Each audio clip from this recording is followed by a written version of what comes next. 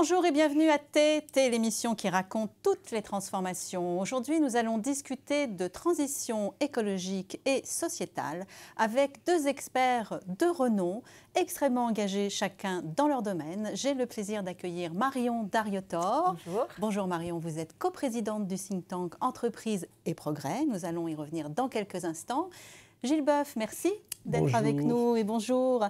Je suis ravie de vous accueillir. Vous êtes biologiste, vous êtes également professeur à l'Université Pierre et Marie Curie et vous avez été également président du Muséum d'histoire naturelle et nous allons discuter avec vous de biodiversité, mais pas que. Marion Dariotor, donc je le disais, vous êtes coprésidente du think tank Entreprise et Progrès. Vous êtes également une entrepreneure aguerrie, puisque vous n'en êtes pas à votre première entreprise. Vous venez d'ailleurs de créer Arcane, qui conseille les entreprises sur leur raison d'être. Ça tombe bien, puisqu'on va parler de transformation sociétale. On en parle beaucoup aujourd'hui, Marion. D'ailleurs, vous nous avez fait le plaisir de nous écrire une tribune dans le dernier numéro que je montre là de T, la revue dédiée à l'engagement et à la RSE, dans laquelle vous rappelez d'ailleurs, selon le Haut Commissariat à l'engagement des entreprises, qu'il y aurait 10 000 entreprises engagées en France et que pourraient bientôt en exister 30 000. Alors tout ça, c'est fabuleux, mais tout ça, c'est pas nouveau. Et j'aimerais que vous nous rappeliez toutes les activités que vous faites depuis 50 ans avec Entreprise et Progrès. Je rappelle que vous n'y êtes pas depuis 50 ans, bien évidemment. C'est bien de le préciser. Merci pour votre invitation et très heureuse de parler d'engagement avec vous deux. Effectivement, Entreprise et Progrès existe depuis 50 ans. Ce think tank a été créé par Antoine Riboud, Danone, et François Dalle, L'Oréal. Ce sont nos pères fondateurs et aujourd'hui, j'ai la joie, l'honneur de porter le flambeau avec Antoine Lemarchand, qui est mon coprésident. Entreprise et Progrès, ça a été créé il y a 50 ans parce que ces deux hommes ont eu une vision et ils ont dit on doit pouvoir concilier la performance économique et la performance humaine. À l'époque, il y a 50 ans, ça n'était pas une évidence. Ils ont été extrêmement visionnaires et ils ont dit on pense que l'entreprise doit pouvoir servir le bien commun. Et c'est vrai qu'il y a 50 ans, ça n'était pas vraiment évident. Ces deux entreprises ont été assez pionnières dans l'articulation des deux performances. Et ça fait 50 ans qu'effectivement, on fait perdurer cette mission. Et notre raison d'être, c'est de faire progresser le progrès, parce que c'est dans l'articulation des deux qu'on peut faire progresser le progrès. Et donc, vous avez raison, ça n'est pas nouveau. Il y a 50 ans qu'on voit ça, mais en revanche, on note une accélération. Il y a eu plusieurs jalons. Peut-être que 2008, avec la crise financière, a été quand même une prise de conscience. 2015, l'accord de Paris, les ODD de l'ONU, où on s'est tous dit, tiens, il reste 10 ans pour essayer de rétablir un peu la situation. Je pense que les catastrophes naturelles ont fait en sorte aussi de générer des prises de conscience, comme les incendies en Australie. Je pense que ça a aidé. Et puis, peu à peu, il y a un mouvement, une révolution invisible qui devient de plus en plus visible. Et puis, 2021, le Covid. Et là, cette accélération, ce boom de l'engagement, comme vous en parlez dans votre magazine, où là, nous, on peut en attester, il y a effectivement une accélération de tous ces sujets de l'engagement, sociétaux et environnementaux.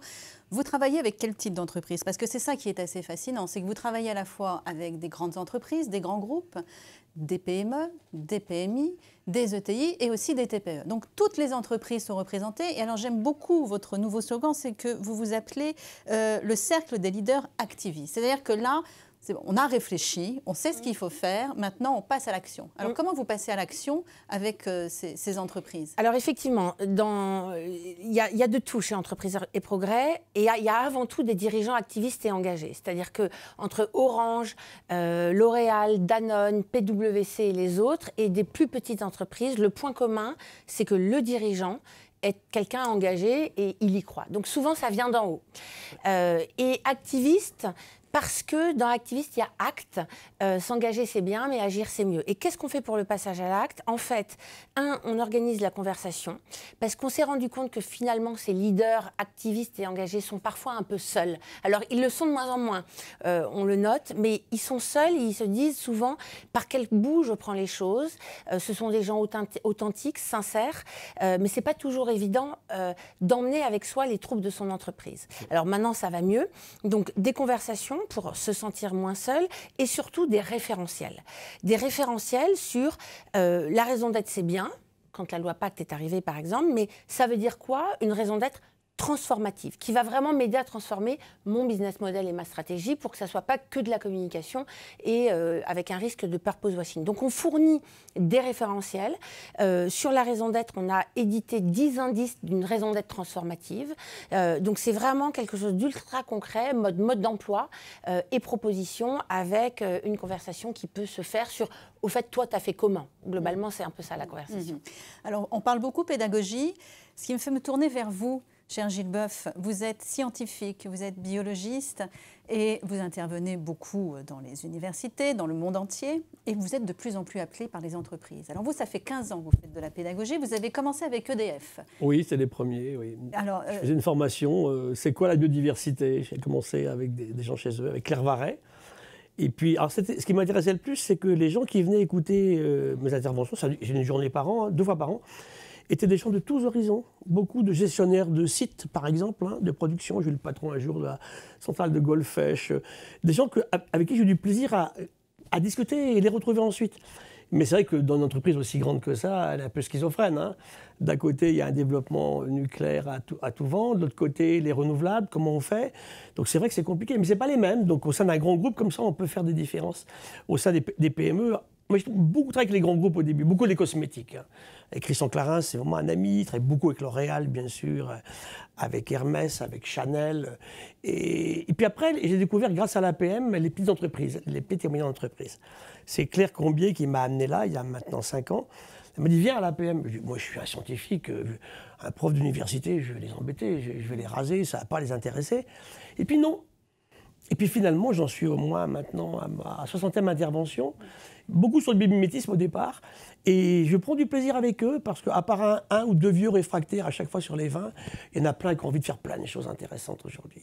Alors justement, la biodiversité, le biomimétisme que vous apprenez dans les entreprises, en quelques mots, qu'est-ce que c'est? Comment aujourd'hui on peut s'en inspirer pour, oui, comme vous le dites très souvent, cher Gilles, ne pas aller droit dans le mur et sauver, oui, notre planète? Le pire, c'est que ce n'est pas un mur. C'était un mur, on le verrait. C'est une espèce d'infâme marécage. Donc on va mettre un pied, l'autre pied, un bras, l'autre bras et la tête. On ne se sera pas rendu compte qu'on n'est plus là, en fait. Simplement, c'est leur dire que, je rebondis sur Vinci, en 1516, début 16e, il disait: prends tes leçons dans la nature, c'est là qu'est notre futur. Vinci avait dessiné les lentes. Il n'a jamais créé d'avion, mais il l'avait dessiné, imaginé. Et si nos avions volent aujourd'hui, c'est grâce aux oiseaux et aux chauves-souris. Et c'est ça qui est fabuleux pour moi, parce que les oiseaux volent depuis 150 millions d'années, les avions depuis 150 ans. Et on n'a rien à y voir dans le fait que les oiseaux volent, en fait. C'est ça qui est génial. Donc, allez chercher dans le vivant, parce qu'il fait des performances. La plus belle entreprise de la Terre, c'est la vie. 4000 millions d'années. Si ce n'est pas durable, dites-moi ce que c'est un peu. Elle a subi les pires avatars, les pires problèmes. Elle a tout vécu. Elle est toujours là. Pour une raison bien simple, c'est que la vie s'est adaptée à toutes les circonstances qui changeaient en permanence. La vie, je ne veux pas l'anthropocentriser, mais la vie s'adapte parce qu'elle innove tous les jours, ce que doit faire une entreprise, Marion le sait bien, et la vie, en plus, pour s'adapter, change. Non, on ne change toujours pas. Et voilà, donc on revient à la question d'aujourd'hui, we have to change. Et l'entreprise sait maintenant qu'elle doit changer. Et nous avons envie de changer. Alors justement, quelles sont les solutions aujourd'hui? Parce que vous travaillez, quand on a préparé cette émission, on a parlé de trio gagnant, le scientifique, l'ingénieur, l'entreprise. Aujourd'hui, vous travaillez avec des fondations comme ICAD pour le bâtiment, Hermès pour le luxe, Engie pour l'énergie. Et vous m'avez clairement dit, avec ces entreprises qui ont les moyens d'agir, on a sans doute les moyens de parvenir au changement. Complètement. Tout à l'heure, j'ai bien aimé ce qu'a dit Marion, il faut un pilote dans l'avion. Tout à l'heure, elle parlait des précurseurs, avec mon ami aussi, le marchand. Il faut un pilote dans l'avion. J'ai même eu des cas assez fantastiques où c'est le patron de la boîte qui va me chercher en me disant « Gilles, hey, aide-moi à convaincre mon personnel qu'ils doivent changer. Arrêtez le moteur du bulle. » Il faisait des ronds-points, par exemple. Bon, ça, c'est superbe. Je viens, je raconte mon histoire. Chose très simple, un bébé qui naît, c'est 3 quarts de flotte, 3 quarts d'eau. Tous les 3, on est super beaux, on est remplis de bactéries, les trous de nez, les cheveux, génial. Si on ne les avait pas, on ne serait pas là. Et c'est cette humilité-là qu'il faut prôner. Et ça, il faut l'enseigner depuis l'école maternelle jusqu'à la Polytechnique et l'école d'administration. On l'a oublié. Donc, c'est éducation, éducation, éducation. Ramener l'humain à ce qu'il est, un fragment de nature et de biodiversité, qui comprend qu'il n'est pas tout seul et qu'il doit partager avec d'autres. Et ça me plaît beaucoup aujourd'hui parce que l'entreprise qui s'engage, je le vois maintenant, le staff est très content. Quand le patron de la boîte leur dit « on va y aller », à ce que disait Marion tout à l'heure, et un staff qui est bien et fier de travailler pour ce groupe-là est bien plus performant qu'un autre, en fait. Je pense que ça va venir naturellement. Mais il faut qu'on aille vite, parce qu'on n'a plus beaucoup de temps. Je ne suis pas du tout ni un collapsologue, ni un catastrophiste. Mais il faut vraiment qu'on se retrousse les manches et qu'on change vraiment, bien sûr. Oui, c'est ça, c'est qu'il ne suffit pas de surfer sur la vague. Là, il faut prendre le bateau, le voyage au long cours et continuer sur ce changement et se méfier justement de ne pas louper cette transformation. C'est ce que nous évoquons souvent ensemble. Oui, je suis d'accord avec Gilles. En fait, il ne faut pas gâcher ce moment. Là, la crise du Covid, elle agit un peu comme un wake-up call. Voilà, on est réveillés. Nos enfants nous challengent aussi parce qu'ils ont compris ce qui était en jeu dans cette crise sanitaire. Et donc, il faut que les entreprises s'en saisissent. Moi, je constate quand même que les entreprises ont envie de comprendre. Et je pense que quand Gilles fait de l'évangélisation dans les entreprises, moi, ça me montre que les entreprises sont ouvertes aujourd'hui à des profils différents. C'est pour ça que moi, j'ai appelé mon cabinet Arcane, parce qu'il y a toutes ces nouvelles arcanes. Avant, un chef d'entreprise n'aurait jamais parlé à un biologiste. Et donc, à partir du moment où il y a cette curiosité, cette envie de comprendre, c'est déjà une partie du chemin qui est faite. Maintenant, il faut des actes. Mais ce que je vois, c'est qu'il y a de plus en plus un cadre qui se fait. Alors, soit les labels, on les aime pas, Lucie, Bicorp, entreprise à mission. Mais c'est pas grave, ça donne un cadre, ça donne un référentiel. Il n'y a pas de guerre des labels pour moi. Il faut juste savoir ce qui nous correspond. Parce que les entreprises, ce dont elles ont besoin pour avancer, c'est de se comparer. C'est de se comparer. La nature humaine, elle est ainsi faite. On a besoin, pour avancer, de savoir ce qu'on doit faire, d'avoir un plan de marche, de se comparer. Voilà. Donc ça, je trouve que c'est assez intéressant. Il ne faut pas oublier, il faut les aider, ces entreprises aussi. Moi, je le vois beaucoup avec les PME. Oui. C'est difficile quand on est une PME et quand on décide de s'engager. Donc, est-ce qu'on peut imaginer des systèmes incitatifs ? Je ne sais pas, dans les appels d'offres publics, il faut imaginer des choses. Parce que ce qui est plus facile pour un grand groupe, c'est quand même très compliqué pour un PME. Je veux dire, le statut d'entreprise à mission ou même un label Bicorp, quand on est une PME, c'est pas évident. Donc, les labels, c'est bien, ça donne un référentiel. Les incitations, c'est vachement bien. Et puis, à un moment donné, peut-être qu'il y a des cadres réglementaires à penser. Mais en tout cas, ce que je trouve, c'est qu'il faut maintenant mettre le cadre qui va permettre de soutenir ce boom de l'engagement, comme vous le dites, pour que ça soit un petit peu plus peut-être encadré, tout en laissant une grande liberté, et faire en sorte qu'on ne gâche pas ce moment et qu'on accélère un petit peu. Alors, on cadre davantage, ça c'est le premier message à faire passer, et c'est presque une question de bon sens, mais il faut que ça soit entendu et acté, justement, puisqu'on est dans le temps des actes. Gilles, justement, pour ne pas louper ce moment, vous, le scientifique, qu'est-ce que vous pourriez donner comme conseil aux entreprises ? J'appelais ça, moi, la Covid sera-t-elle l'électrochoc collectif salutaire dont on a besoin ? J'écoutais à l'instant Marion qui parlait de comparaison. Moi, je dirais dans l'émulation, pas dans la compétition. Quand on fait Tara Océan, on part financé par une entreprise. Tara Océan, rappelé. Voilà, un bateau qu'Agnès B met à notre disposition, l'ancien bateau de Jean-Louis Etienne qu'elle lui a racheté, devenu Tara. Ce voilier, on séquence en fait la superficie de l'océan. On part en 2009, on revient en 2013, on ramène 600 000 nouvelles séquences pas connues dans l'océan. On connaissait à l'époque 300 000 espèces dans l'océan. Et ça, c'est génial, parce qu'on se rend compte que dans ces milieux incroyables qui sont là depuis les origines du vivant, il y a infiniment plus de symbiose, d'entraide, de mutualisme, de commensalisme que de compétition. Il y en a quelques fois. Il y a quelques bactéries asociales et puis aussi quelques micro-algues. Mais c'est tout. Donc c'est ça que j'explique en fait au monde de l'entreprise. On ne gagnera pas dans de la compétition infâme entre tout le monde. On va gagner dans de l'entraide et avec une communauté, que j'appelle ça de femmes et d'hommes de bonne volonté finalement. Et ça c'est très important parce que ça éclaire ce qu'on peut faire aujourd'hui. Le vivant, par exemple, je prends l'exemple, il est capable, une libellule, elle vole à 100 km/h avec 2 watts. Mais c'est prodigieux. Elle innove tous les jours, même pour les gilets jaunes. Le vivant innove pour tout le monde, ne laisse pas des gens de côté. Le vivant ne produit jamais une substance qui va l'auto-empoisonner. Elle fait des poisons terribles à la vie. Un venin de crotale, mais c'est les dégrader. Nous, on a inventé 100 000 molécules depuis la fin de la Seconde Guerre mondiale de synthèse que personne ne sait dégrader. Et puis le vivant travaille dans des conditions simples, la température, la pression, avec les éléments qui sont abondants. C'est ça qu'on a complètement oublié. Alors, allons s'en inspirer, on revient au biomimétisme, la bio-inspiration. Et pour moi, c'est un des plus jolis modèles que l'on puisse montrer. On fait mieux qu'avant, dans de meilleures conditions, avec beaucoup moins d'énergie, sans s'auto-empoisonner. Tout est recyclable et ça marche mieux. Il faut y aller. Je pense que pour un chef d'entreprise, si je ne séduis pas avec ça, comment je réussirais? Et je pense que c'est en train de venir. Et pour terminer ce que disait Marion tout à l'heure, par exemple, je suis devenu prof à Sciences Po. Sciences Po, depuis 2 ans, mon cours s'appelle « De l'histoire naturelle à l'économie des hommes ». Je ne serais jamais allé chercher un écologue il y a 10 ans. Donc ça change. Et ça, on ne peut que s'en réjouir. Alors, ce que j'entends aussi, c'est qu'on a été beaucoup dans la course à la vitesse, à la compétition. On l'entend un peu partout en ce moment, on ralentit, on est dans une économie du slow, ça on en parle un petit peu partout, et puis une économie de la sobriété. Oui. Alors ça m'intéresse beaucoup, parce que vous, je sais que on a fait un livre oui, vous en êtes absolument fan. Je pense que Marion, vous avez aussi des choses à dire là-dessus. Sobériser l'entreprise. Si on est complémentaire et qu'on n'est plus dans la compétition, on se transmet des choses pour avancer. L'homme, avec un grand H, a quand même beaucoup abîmé la Terre, ça on ne peut pas le nier, mais aujourd'hui il a la capacité, si on s'entraide tous, à pouvoir réparer les choses. Oui, tout à fait. Alors la sobriété, une économie sobre, est-ce que ça peut vraiment exister? Bien sûr.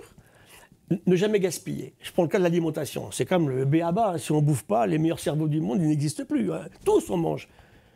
On jette la moitié de ce qu'on produit, presque la moitié. Donc c'est là que c'est absolument ahurissant. Quand j'avais 20 ans, moi, les pauvres étaient maigres. Maintenant, les pauvres, ils sont gros.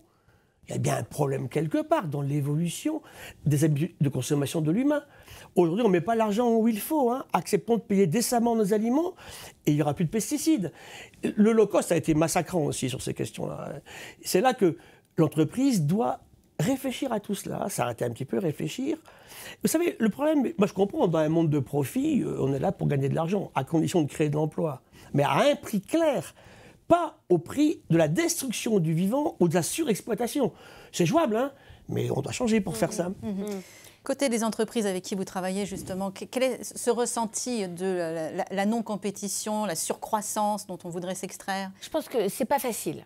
C'est pas facile parce que ça renvoie quand même à quel modèle de croissance on veut. Et notamment de décroissance. Et c'est compliqué parce qu'on est encore soumis à des quarters financiers qui arrivent tous les 3 mois avec une logique du mieux et du plus. Donc, tant qu'on sera encore dans cette logique, on ne va pas se mentir, ça va être compliqué. Donc, il va falloir que le changement vienne aussi de la sphère financière. Les choses commencent à évoluer. On voit la lettre de Larry Flink, de BlackRock, on voit, moi j'ai un client, Raise, qui est très impliqué sur la finance engagée, donc on voit que la sphère financière est en train de basculer. Ça va prendre du temps, mais moi je me réjouis de voir tout ce mouvement aussi autour de la performance extra-financière et des critères ESG et tout ça. Mais ça quand même, ça renvoie à un modèle philosophique de quelle croissance on veut. Mais ce qui me frappe, c'est quand même que les dirigeants, même si de toute façon pour l'instant ils sont obligés de livrer ce modèle, parce que c'est pas facile d'appuyer sur stop et de dire on commence à freiner, je vois quand même qu'ils se révoltent contre l'écrasement des ressources. C'est-à-dire les modèles du plus, où on écrase la ressource humaine, où on écrase la ressource environnementale, et que finalement ce low cost a sacrifié plein de choses. Je pense qu'il y a une prise de conscience incroyable. Mais il va falloir qu'on y aille tous ensemble, dans cet esprit de coopétition, si je puis dire, parce que sinon, j'ai peur que la logique du plus ne soit encore dominant pendant quelques années. Alors, y aller doucement et puis faire comprendre aussi que croissance verte, rentabilité, écologie, tout ça n'est pas incompatible. Non. Mais ne pas penser uniquement que profit. C'est un peu ce que... Je pense que ça, on est en train de changer. C'est-à-dire que la conciliation de l'impact et du profit, c'est donc être dans le « et » pas dans le « ou ». Je pense que... moi, j'ai le sentiment que c'est en train de changer. En tout cas, il y a des pionniers. Il faut que le reste suive, mais il y a des pionniers. Tout simplement. Et les autres, comment ils vont venir? Ils viendront peut-être pas de l'engagement sincère, plein et authentique, mais ils vont venir d'un truc un peu plus cynique que... en se disant que finalement l'impact c'est un levier de compétitivité. Pourquoi? Parce que les consommateurs sont sensibles et achètent et se tournent vers ces entreprises.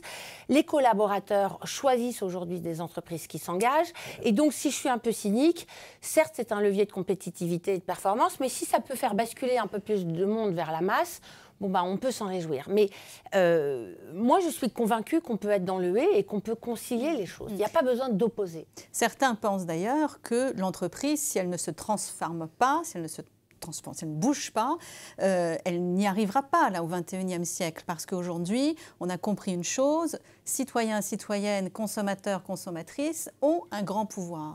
Et ça, on ne peut pas le nier. Vous, en tant que scientifique, vous le voyez vous-même. La meilleure carte de vote, c'est la carte de crédit. Hein. On leur dit souvent ça, en fait, dans les entreprises. Et c'est très juste. Les gens n'iront plus vers des systèmes qu'ils trouvent du tout pas vertueux, comme vous voudrez l'entendre. Puis en plus, alors là, je vais revenir à ce que disait Marion sur la spiritualité, non religieuse, évidemment. Champ de mentalité. Je suis allé à Chauvet. J'étais ami avec Jean-Marie Chauvet. Vous voyez ces peintures de 37 000 ans. Vous en pleurez tellement c'est beau. D'abord, qui dessine comme ça? Deuxièmement, à quoi ça sert de faire ça? Et ça qu'on a complètement oublié ce qu'on est. Tous les trois, on a fait des choses incroyables depuis ce matin qui ne servent à rien et qui nous ont apporté du plaisir. Nous écouter, par exemple. C'est génial, ça. Donc arrêtons de tout ramener à... On ne sauve que ce qui sert à quelque chose. D'autant plus que des trucs... On ne sait pas que ça peut servir demain. Hein. Langdon disait « Je plains les pharmaciens qui devront mettre au point des médicaments dans 50 ans de plantes qui auront disparu depuis 50 ans. » C'est ça le système, en fait, aujourd'hui. Donc il faut se garder du vrac avec nous, admettre que nous sommes, nous aussi, le vivant et la biodiversité, et que chaque fois qu'on va l'agresser, on s'auto-agresse. Ce qui est un peu stupide pour une espèce qui est elle-même. Hein. C'est appelé l'homme qui sait, le sapiens. C'est ça. Donc ça, c'est important aussi de raconter ça au niveau de l'entreprise. Mais ils sont de plus en plus enclins à écouter cela maintenant. Ouais. Vous parliez de la grotte Chauvet, oui. Donc de l'art préhistorique, mais est-ce qu'on peut appeler ça du vrac? Sincèrement, Gilles Boeuf. Non, mais à l'époque, qu'est-ce qu'ils ont dessiné? En plus, c'est intéressant, parce qu'il y a des choses passionnantes. Ils ne dessinent pas les animaux qu'ils mangent. Quand on est à Lascaux, 20 000 ans, Chauvet, 37 000, 2 fois plus vieux, ils ne dessinent pas les rennes, ils bouffent que du renne. Il y en a partout autour d'eux, ils ne dessinent pas. Il y en a un de temps en temps. Ils dessinent des trucs qui sont plus rares. Des lions, il y en avait en France, des chevaux sauvages, des rhinocéros par exemple, hein, des panthères et des hyènes. Donc déjà, il y a un tri. Et ce qui m'a toujours le plus intrigué, c'est qu'ils dessinent au fond d'une grotte, que presque personne n'ira voir, par-dessus le dessin antérieur. J'ai souvent à des gamins, je fais le test avec eux, je leur donne une feuille, dessine-moi un rhinocéros. J'en veux un autre.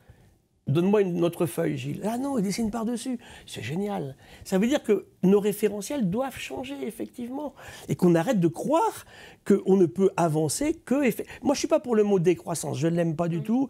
D'abord, il est choquant pour des gens qui ont ces cultures que Marion évoquait à l'instant. Ce n'est pas une décroissance. C'est quel type de croissance voulons-nous? Et c'est Edgar Morin, on va revenir au vieux maître, hein, qui va avoir 100 ans dans quelques semaines, qui disait en fait, le problème ne vient pas du tout aujourd'hui de la frénésie technologique et scientifique, il vient de la façon dont on utilise ce progrès qu'évoquait Marion tout à l'heure. C'est ça la vraie question. Donc aujourd'hui, c'est à nous, humains, et je suis d'accord avec ce que tu as dit tout à l'heure, Valérie, à dire qu'on a créé cette situation, sinon angoissante, au moins préoccupante, on est les seuls à pouvoir la réparer. Hein. Et on me disait tout à l'heure, il faut penser à nos jeunes. Non, à nos fins de vie, à nous aussi, hein. Parce que ça ira mal bien avant 2045. Donc on y va, on se retrousse les manches, parce que si on ne donne pas confiance à nos jeunes, ils vont se radicaliser. Ça, c'est très dangereux pour nous, ça. Et je voudrais terminer sur une pointe positive avec le progrès, justement. C'est que n'ayons quand même pas peur du progrès, non, parce que quand il est utilisé à bon escient, on peut faire de très belles choses. Et vous, c'est là-dessus que vous travaillez avec vos entreprises. Nous, on est très engagés sur le progrès. On trouve que le progrès est un peu mis à mal en ce moment. 5G, vaccins et tout. Donc, ça veut dire qu'on n'a pas tout bien fait peut-être dans la pédagogie. Et donc, le sujet, c'est l'usage du progrès. Mais cette sensibilisation, elle arrive. Pour rebondir sur ce que disait Gilles, c'est que je pense que ce qui a changé, c'est qu'on a tous compris que l'entreprise faisait partie de la solution. Oui, et n'était pas que le problème. Pourquoi? Parce qu'aujourd'hui, l'impact, il vient des entreprises. Quand une entreprise décide d'avoir une action environnementale, sociétale ou sociale, on sait qu'il y aura un impact. Et ça a changé parce que l'État n'est plus forcément vu comme celui qui va pouvoir penser tous nos maux. Et donc, il faut bien se tourner vers quelqu'un qui va avoir la solution. Et l'entreprise devient un peu une valeur refuge. Et je trouve ça assez intéressant. Et c'est pour ça que l'entreprise, elle entend cet appel des citoyens, de l'opinion publique, et je trouve qu'il y a une vraie ouverture. Et c'est pour ça qu'on passe de l'ère de la responsabilité, qui consistait juste à reporter sur ce que je faisais de bien quand je suis une entreprise, à cette ère de l'engagement, où finalement, pour moi, l'engagement, c'est agir parce qu'on sait qu'on peut influer le cours des choses. Et c'est ça que je sens, c'est ces entreprises qui font partie de la solution parce qu'elles savent qu'elles peuvent influer sur le cours des choses. Et si je fais un pont entre nos univers, je dirais que moi je crois beaucoup à l'entreprise symbiotique, c'est-à-dire que oui, cette entreprise, elle finalement, elle a compris qu'il fallait qu'elle vive en symbiose avec la nature, avec le vivant, et elle peut en trouver soit une inspiration, soit une urgence, mais en tout cas, j'ai envie d'y croire et d'être plutôt optimiste sur le sujet. Oh, vous y croyez aussi, vous cherchez là. La symbiose pour un biologiste, c'est chaque mutualiste, il trouve quelque chose de bien. Hein. On ne peut pas vivre sans l'autre. Hein. Le corail ne peut pas vivre sans ses microbes. C'est ça la symbiose. Hein. Ce n'est pas du parasitisme. Hein. C'est très intéressant de le dire. Et quand on parle de changement, tout à l'heure j'écoutais aussi Marion, le changement il est là. Pour moi, il y a 4 piliers. La science d'abord. Et j'en ai ras-le-bol depuis un an des délivrances d'opinion qu'on entend partout, qui ne sont pas de la science du tout. Hein. C'est n'importe quoi. La science, la politique, quelle politique on pourra en discuter. Hein. Troisièmement, le monde sociétal, les gens de la rue et puis les ONG. Et puis enfin, l'entreprise. Et sans ces 4 piliers-là qui travailleraient en commun, on ne s'en sortira pas. Donc il faut y aller. De toute façon, moi je suis optimiste aussi de nature. Hein. On y va, il y a du travail. Puis surtout, il ne faut pas qu'on oublie nos jeunes. Il faut vraiment qu'on les assimile. Et quand je terminerai là-dessus, c'est dire qu'on ne fera pas les transformations sans l'entreprise. Il faut travailler avec les paysans, avec eux, avec les pêcheurs, avec eux, avec les entrepreneurs, avec eux, qui sont les moteurs du changement. Il ne faut pas arrêter de croire que tous ce sont des infâmes pas possibles qui veulent tout dégrader. Ce n'est pas vrai. Et notre vraie question, et c'est vrai, c'est mes derniers mots, c'est on veut vivre en harmonie avec notre monde, avoir une famille, des enfants, des petits-enfants, des amis, créer de l'emploi, ça c'est important, hein, sans détruire l'endroit dans lequel on habite, ou détruire l'endroit d'ailleurs où on va chercher nos matières premières. Voilà. Ça, c'est jouable. Mais pour ça, c'est sûr qu'il faut changer aussi les mentalités, je suis bien d'accord. Hein. Juste un dernier mot quand même sur la jeunesse, parce que c'est quand même le monde de demain. Hein, on en fera un petit peu partie, mais pas autant qu'eux, bien sûr. Un dernier mot, qu'est-ce qu'on pourrait dire justement aux jeunes d'aujourd'hui, mais ceux qui ont envie d'entreprendre aussi? Il y en a plein. Il y en a énormément. Beaucoup de femmes d'ailleurs. Beaucoup de femmes, il faut les soutenir parce que moi on aussi. les soutient. On les soutient. Je les défends très fort. C'est pas facile. Il faut leur dire d'oser. Il faut leur dire d'aller chercher cette liberté parce que n'avoir aucune limite, être capable de faire bouger les lignes, de pousser les murs, il n'y a que comme ça qu'on y arrivera. Alors c'est une entrepreneur qui parle forcément avec cette liberté qui est farouche en moi, mais c'est une super belle façon, l'entrepreneuriat, de libérer tous nos plafonds de verre, que ce soit les nôtres, que ce soit ceux de l'économie, de la société, et de ne pas avoir peur, parce que la sécurité, c'est bien, mais dans le monde dans lequel on vit, je ne sais pas s'il y a encore une sécurité possible, donc voilà, mais il faut osons. Et dire aux jeunes femmes, ayez confiance en vous. Ça, oui. Je le vois aux euros tout le temps, en permanence. Où ça? Dans les aux euros. Je passer des euros. Ah. À l'oral. Donc, je vois la fille, elle connaît tout, mais elle ne dit pas. Donc, ça, c'est très important pour moi. J'étais le prof de cette jeune Greta Thunberg française, là, qui est notre amie Camille Etienne. J'étais son prof l'an dernier à Sciences Po. C'est génial. Ces jeunes-là ont vraiment... Alors, il y a excusez le terme, des vieux cons qui sont en train de les critiquer, des mâles, évidemment, tout le temps, de les critiquer. Mais c'est génial. Moi, tant qu'elles ne diront pas de bêtises scientifiques, je les défendrai. C'est absolument évident. Hein. Tout est là. Donc, bien sûr. Mais il faut être clair aussi. On parle beaucoup de nos jeunes, on a raison. Mais là, on travaille pour notre fin de vie à nous aussi. Hein. Ça va venir plus vite que ce que l'on croit. Hein. Vous nous disiez tout à l'heure. Et ça, c'est bien, ça va nous faire bouger. Oui. C'est pas que la génération d'après. Eh bien, écoutez, cher Marion, cher Gilles, j'étais ravie de vous avoir tous les deux ravissement partagé. Pour discuter ensemble de la transformation écologique et sociétale. Pour ma part, je vous retrouve le 20 mai en direct de la Maison de la Radio dans le cadre de notre grand événement Partageons l'économie consacré à l'engagement et la RSE, le temps des actes, autour d'une thématique qui sera justement sur les talents de demain, tous différents, tous égaux. À très bientôt.